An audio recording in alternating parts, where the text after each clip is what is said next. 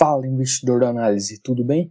Hoje vamos para mais um vídeo, comentaremos o resultado do quarto trimestre de 2022 do Banco do Brasil. Lembrando que não é recomendação de compra, venda ou manutenção do ativo que nós estamos estudando. E aqui nós já temos alguns destaques, comparando aí 2021 contra 2022, o lucro líquido ajustado de 31 bilhões, quase 32 bilhões, um aumento de 51%, um ROI de 21% e algumas outras informações, entre elas a carteira de crédito que subiu para 1 trilhão, então teve um crescimento aí de 14%. Aqui nós temos outras informações do lucro líquido ajustado, por exemplo, entre o quarto trimestre de 2021 até o quarto trimestre de 2022, ele teve esse crescimento de 52% e entre trimestres aqui nós temos um crescimento de 8%. E aqui no crescimento anual, nós temos um crescimento aqui de 51%, saindo de 21 bi para 31 bi. Então aqui eles comentam algumas informações, o lucro líquido, desconsiderando um caso específico, que é o caso da Americanas, que é de conhecimento público, daria 9,4 bilhões. Se for considerar um provisionamento de 100%, daria 8,3.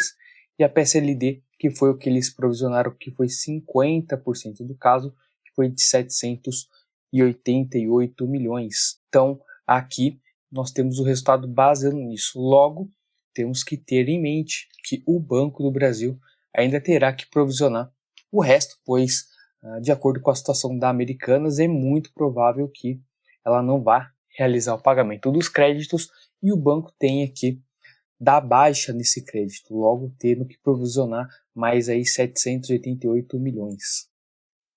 Um outro ponto que de destaque é a carteira de crédito ampliada. Nós vemos que ela chegou a 1 trilhão, como comentamos. Lá em 2021, ela estava em 874 bilhões e agora está em 1 trilhão. Esses resultados aqui estão em bilhões, como vemos. E a carteira aqui de negócios sustentáveis que eles comentam representa 33% da carteira ampliada. Então, esse valor aqui, em relação a essa carteira de 1 trilhão, nós temos aqui 1/3. Que nós temos a carteira de pessoa física, não é uma carteira que o banco acaba investindo tanto, nós vemos que teve um crescimento aí de 9% de ano contra ano. Na carteira do agro, que é a carteira mais importante do Banco do Brasil, teve um crescimento aqui de quase 25%, saindo aqui de 248 para 309. E falando da carteira agro contra física, por exemplo, isso mostra porque o Banco do Brasil ele foi menos impactado, pois o setor, nós pegamos por carteiras, a que mais foi impactada nos bancos em geral, foi justamente essa carteira aqui de pessoa física, no qual o banco tem exposição, claro, mas não é o forte do Banco do Brasil. O forte do Banco do Brasil é a carteira agro. E aqui nós temos a carteira também aqui, pessoa jurídica, com seu crescimento de quase 13%, saindo de 13 bi para 358. E aqui tem igual eles comentam de alguns itens, como um atendimento especializado para média e pequena empresa. Também é não é tão o foco do Banco do Brasil, mas tem mais relevância do que a carteira pessoa física, por exemplo. Falando sobre a PCLD ou PDD ampliada, os valores aqui estão em bilhões. Nós vemos que o custo do crédito ele vem aumentando. O risco do crédito, como nós vemos aqui a PCLD, ela veio aumentando de 5,2 bi para 8 bi. Os descontos concedidos que o banco acaba concedendo para conseguir reaver aquele crédito, teve ali um pequeno decréscimo quando nós olhamos entre trimestres. Nós vemos aqui as perdas por imparidade, que elas vêm também aumentando em uma proporção bem pequena, mas já é um crescimento, como nós vemos aí. A PSLD, como nós vimos anteriormente, o banco ele fez a provisão de apenas 50%, diferente do Itaú e do Bradesco, que eles fizeram 100% ali de provisão. Então, como comentamos, essa provisão vai ser um pouco elevada já nos próximos trimestres também, pois se de fato a Lojas Americanas ela não realizar o pagamento, o Banco do Brasil terá que fazer essa compensação nos meses seguintes. Aqui a parte de qualidade de crédito, que é um item muito importante. Então aqui nós temos o INAD 90+, a inadimplência acima de 90 dias. Aqui tem a divisão desse INAD por segmento, a cobertura do banco e a formação da inadimplência. Um dos itens mais importantes para nós olharmos nessa figura é justamente essa primeira imagem aqui do INAD, no qual nós vemos que nós temos o INAD-BB e o INAD do sistema financeiro. O INAD-BB aqui na cor amarela, e nós vemos que saiu de 1,75 para 2,51.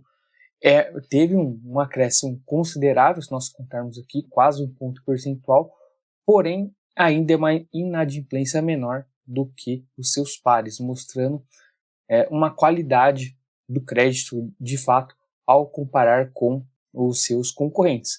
Nós vemos aqui que não era algo inesperado, né? Que o INAD que teve maior evolução foi justamente aqui de pessoa física, aqui na cor branca.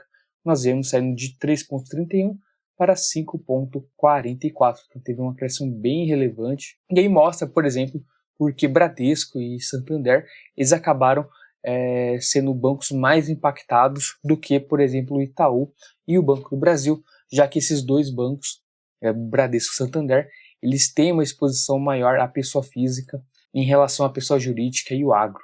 A margem financeira bruta do banco veio crescendo, nós vemos aqui entre trimestres saindo de 14 bi para 21 e ano contra ano saindo de 59 para 73, teve uma crescente muito boa.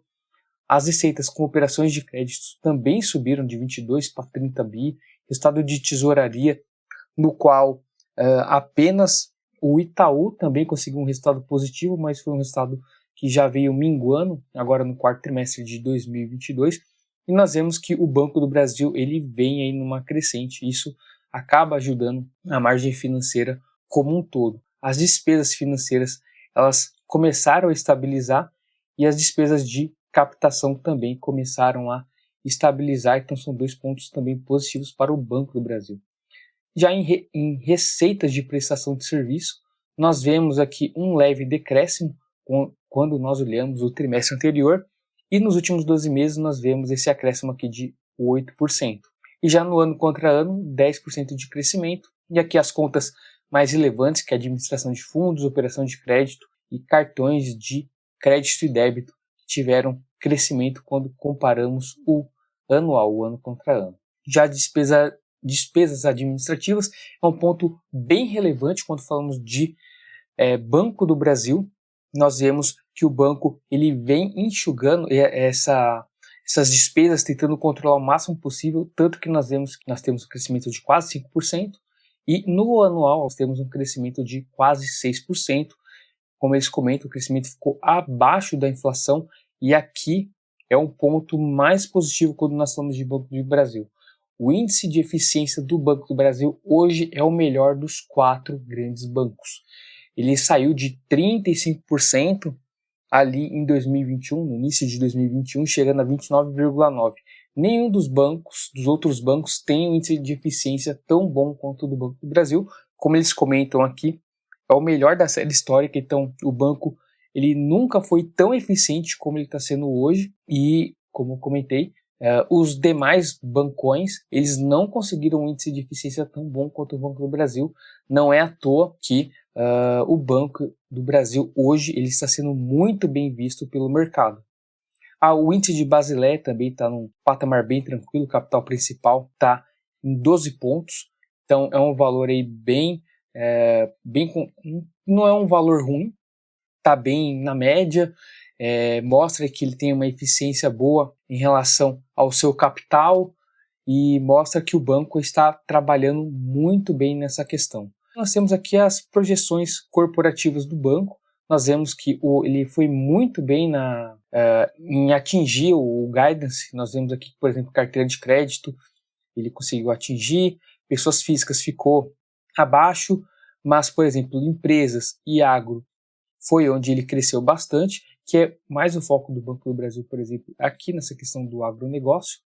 A margem financeira bruta foi acima da média, a PCLD ficou dentro da média, as receitas de prestação de serviço também ficaram dentro, as despesas administrativas ficaram dentro, mais na parte baixa do que na parte alta, e o lucro líquido veio aí dentro do esperado. Então nós vemos que o Banco do Brasil bateu praticamente todo o guidance, com exceção dessa parte de pessoas físicas, mas foi positivo no caso aqui do Banco do Brasil, pois esse segmento foi bem impactado e o agronegócio, como ele veio melhorando ao longo do período, isso acabou sendo positivo para o Banco do Brasil. E aqui nós temos o guidance de 2023. Nós, ao compararmos com 2022, nós já vemos que o banco ele está sendo mais conservador. Aqui, por exemplo, quando olhamos carteira de crédito, quando nós olhamos a PCLD, que ela vem maior. Então aqui nós já começamos a ver alguns itens, também a receita de prestação de serviço, as despesas eles já prevêem que serão maiores. Então, e mesmo com isso eles estão prevendo que vai ser um lucro maior que 2022. Vamos ver se o banco de fato vai conseguir atingir esse lucro, se ele conseguir atingir esse patamar, mesmo que seja o patamar menor, ainda assim vai ser maior do que o que foi observado aqui em 2022. Então, resultados muito bons aqui do Banco do Brasil, não tem tanto que comentar, só lembrando da questão do caso de Americanas, que eles provisionaram apenas 50%, diferente de Bradesco e do Itaú, e acompanhar os próximos resultados, lembrando que agora em 2023, no início de 2023, mudou a gestão, a presidência, né, agora nós temos uma nova pessoa à frente do Banco do Brasil e vamos ver como essa gestão se tomará. Também temos que lembrar que entrou um novo governo e ele pode influenciar positivamente ou negativamente dentro do Banco do Brasil. Mas no geral os resultados foram muito bons. Temos um ano mais desafiador para o Banco do Brasil, porém nós temos que ver que tem muitos pontos positivos dentro do banco. Não vejo como haver uma piora estrutural muito grande, pelo menos no curto prazo, em relação ao Banco do Brasil. Basicamente é isso. Espero que vocês tenham gostado. Lembrando que não é recomendação de compra, venda ou manutenção.